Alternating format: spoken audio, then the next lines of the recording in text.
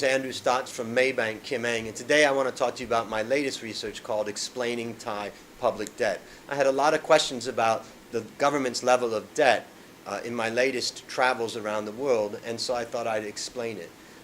What I get out of this research is a few points. The first is that there's two measures that are in place that try to prevent the Thai politicians from overspending. One group of those measures are legal measures, actual law, and the other is a set of guidelines. And so far what I can find is that the Thai government is not in excess or anywhere near those guidelines at this point. Now the next thing that I saw was that the domestic bond market has been developed very, very dramatically. In fact, it's now one of the deepest in Asia. And that means that the Thai government, all of the borrowing that the Thai government has done over the years, over the last, let's say, 3 to 5 years, all of the outstanding debt is almost all domestically financed. So if there is a case of a crisis around the world and money being pulled out, Thailand will not be affected by that. Now, also, I highlight that we still have $40 billion, a lot of money, from the 1997 crisis. Yes, that's correct. I said 1997, a long time ago, and it hasn't yet been resolved. So the taxpayer is paying for that every day as we go by. And finally, I investigate a little bit on the rice scheme that the government's got in place. So let's get started. The first thing is I went to meet with the head of what's called the Public Debt Management Office of the Thai government. His name is Chakrit Parapantakul.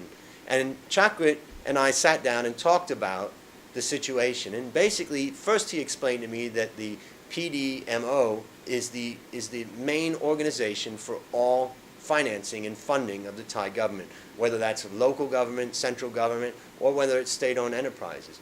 Now, Kun Chakrit really helped me to understand, number one, the legal framework that's in place that prevents the government from overspending, and second, the sustainability or financial sustainability guidelines that are exactly that. They're guidelines to try to help the government to prevent them from getting overextended.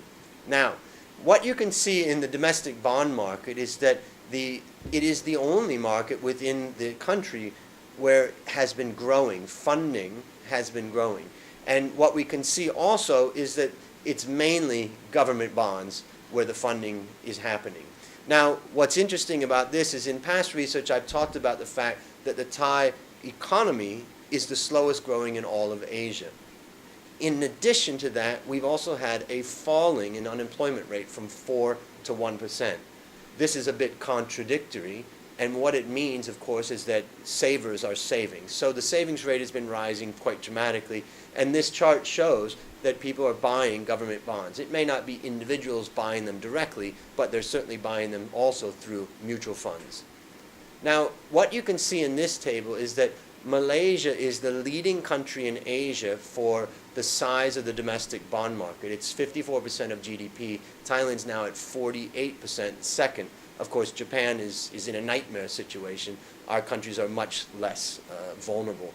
But what's critical from my perspective is that it means that if there's a crisis abroad, foreign money does not get pulled out of Thailand. Now, the next thing that we can see is that the government's debt to GDP is currently about 44%. That's far from the guideline of 60%, which is the maximum. And we can also see that a huge chunk of that is coming from the FIDF's debt.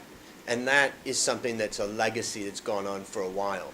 Now, the next thing is, let's look at that FIDF debt for a second, and what you'll see is that the only amount that's been repaid is about 163 billion. There's still 1,229 billion that needs to be repaid. Meanwhile, interest is being paid every single year on this debt, and it's accumulated now up to 671 billion baht, a huge amount that's in the budget, of course, every year. Well, one thing I've learned from the 1997 crisis, I was a bank analyst at that time, before and after, and what I learned was, number one, the FIDF did step in, like most governments, to bail out the banks. What does it mean? It means that they provided funding to the taxpayer to basically get their deposits back. In the process of that, they incurred a huge amount of debt. they've been paying interest on the debt, and who pays the interest on the debt and who has to repay the debt? Ultimately, it's got to come out of the government's coffers.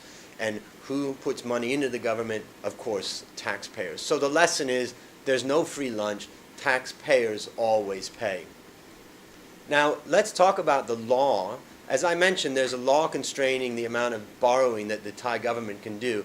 And what I've tried to do is calculate what we would consider the legal maximum deficit.